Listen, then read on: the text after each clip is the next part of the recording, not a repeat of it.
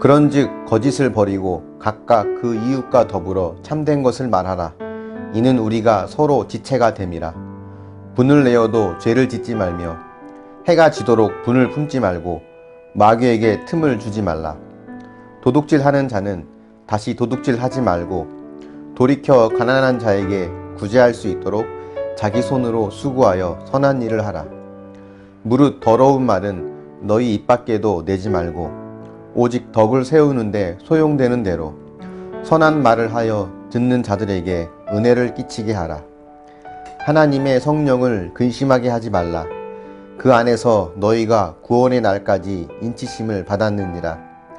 너희는 모든 악독과 노함과 분냉과 떠드는 것과 비방하는 것을 모든 악의와 함께 버리고 서로 친절하게 하며 불쌍히 여기며 서로 용서하기를 하나님이 그리스도 안에서 너희를 용서하심과 같이 하라.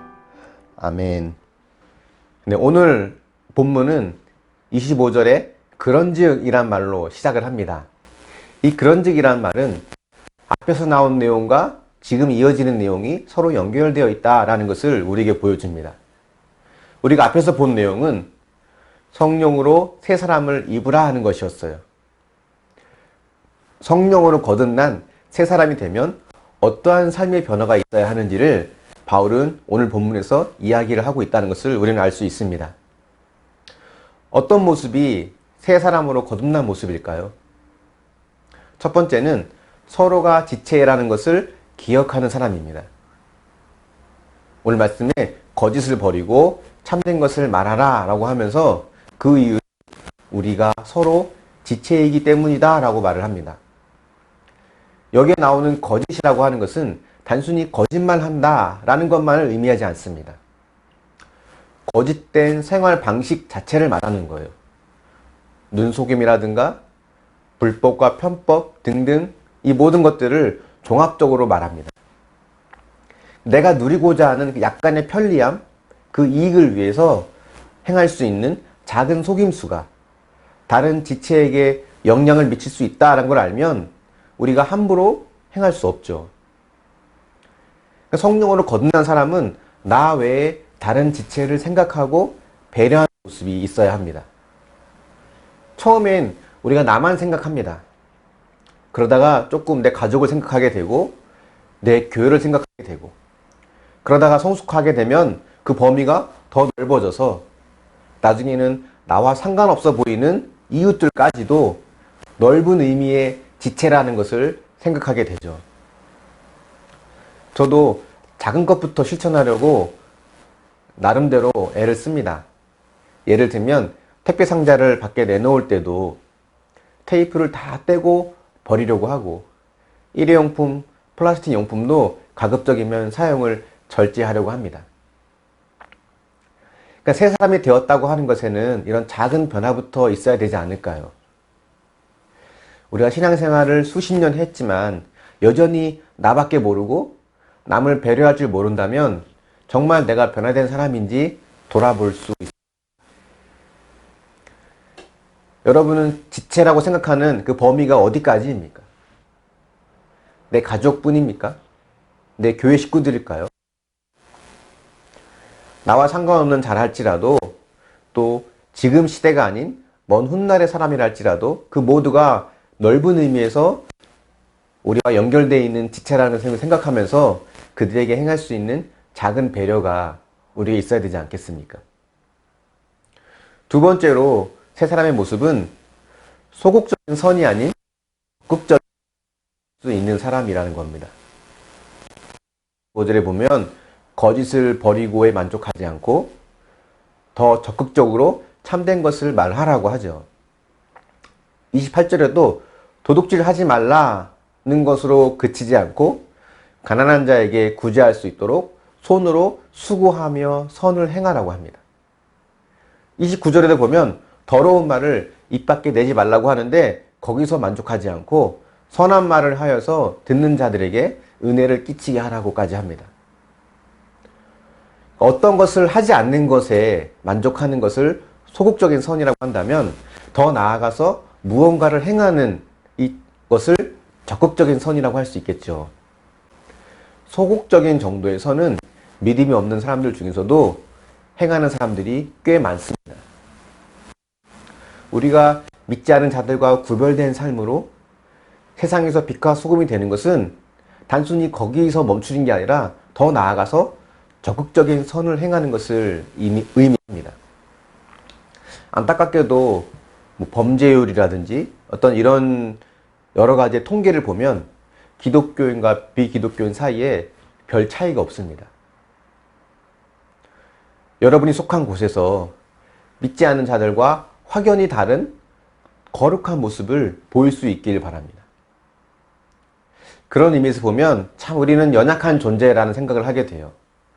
말씀에 분을 내어도 해가 지도록 품지 말라고 했는데 한번 마음이 틀어지면 해가 지는 하루뿐만이 아니라 몇 달, 몇 년이 갈 때도 솔직히 있습니다.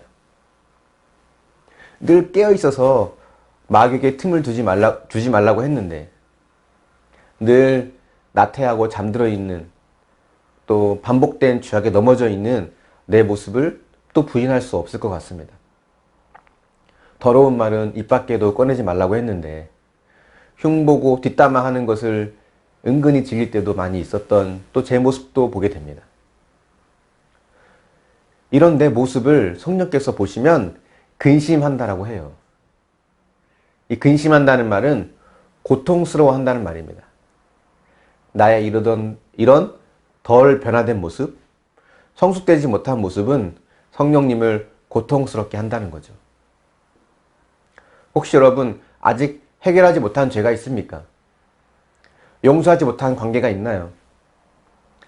내어버리지 못한 마음속의 분노, 이런 것들이 성령님을 고통스럽게 근심하게 한다는 것을 우리가 알지만 사실 알면서도 행하지 못하는 것이 우리의 연약함입니다. 32절에 보면 하나님이 그리스도 안에서 우리를 용서하신 같이 하라라고 하시는데 우리가 이 모든 것들이 내 의지로는 되어질 수 없지만 주님이 내게 행하신 일을 기억하면 가능하다고 봅니다. 1만 달란트 빚진 빚을 탕감받은 자가 무슨 할 말이 있겠습니까? 우린 그저 하나님께 감사할 뿐입니다. 나는 1만 달란트나 빚진 그런 자라고 하는 빚진 자의 마음으로 내 안에 쓴뿌리를 제거하고 이웃을 사랑하는 성숙한 신앙인으로 변화되어져 갈 수 있기를 바랍니다. 아직 해결되지 않은 가족 간에 또 공동체 안에 또 이웃과 또 친척들 그 모든 관계 속에서 남아있는 앙금이 있다면 또 내 안에 아직 해결되지 않은 반복된 죄가 있다면 나의 연약함을 하나님께 내어드리고 내가 이 모습으로 주님을 근심시켰음을 또한 회개하며 하나님 앞에 다시 한번 새 사람으로 거듭나는 저와 여러분이 될 수 있기를 축원합니다. 한번 적용해 보십시오. 아직까지 분을 품고 있는 자가 있습니까? 서로 연결된 지체라는 것을 인식하고 조심하고 배려하는 모습이 여러분에게 있습니까? 나와 상관없다고 내가 편한 대로 내 욕심대로 하는 행동은 없을까요? 우리가 이 모습을 한번 돌아보고 또 오늘 말씀을 생각하면서 오늘보다 내일 또 어제보다 오늘 날마다 새 사람으로 거듭나는 저와 여러분이 될 수 있기를 예수님의 이름으로 축원합니다. 아멘. 잠시 기도하겠습니다. 사랑의 하나님 감사합니다. 오늘 우리에게 주님께서 함께하여 주시고 날마다 주의 은혜 가운데 새 사람으로 변화되어지고 성숙되게 하심을 감사드립니다. 우리가 이 모든 것들을 머리로는 알지만 주님 여전히 삶 속에서는 온전히 순종하지 못할 때가 있음을 고백합니다. 반복되는 죄로 아직 마음속에 남아있는 쓴 뿌리로 성령님을 근심하게 하고 주님을 고통스럽게 하고 있다는 것을 고백합니다. 주님 이런 우리를 불쌍히 여겨주시고 내 안의 모든 연약한 모습을 벗어버리며 새 사람으로 변화되어질 수 있도록 도우시고 인도하여 주시옵소서. 나와 상관없다고 해서 내가 편한 대로 내 욕심대로 함부로 행하는 연약함이 있지 않게 해주시고, 비록 나와는 큰 관계가 없다 할지라도 넓은 의미에서 우리 모두가 서로 연결되어 있는 지체임을 기억하며 작은 모습부터 배려하고 양보할 수 있는 그런 성숙한 신앙인이 될 수 있도록 인도하여 주시옵소서. 아직 믿음이 연약한 지체들이 있습니까? 우리 가족 중에, 내 주변에 있는 사람들 중에 믿음이 없거나 연약하여서 나와 맞지 않는 자들이 있습니까? 그런 자들 또한 하나님 불쌍히 여겨주시고 먼저 믿고 성숙한 자로서 내가 먼저 배려하고 양보할 수 있는 그런 믿음이 있도록 우리를 도우시고 인도하여 주시옵소서. 감사드리며 예수님의 이름으로 기도합니다. 아멘.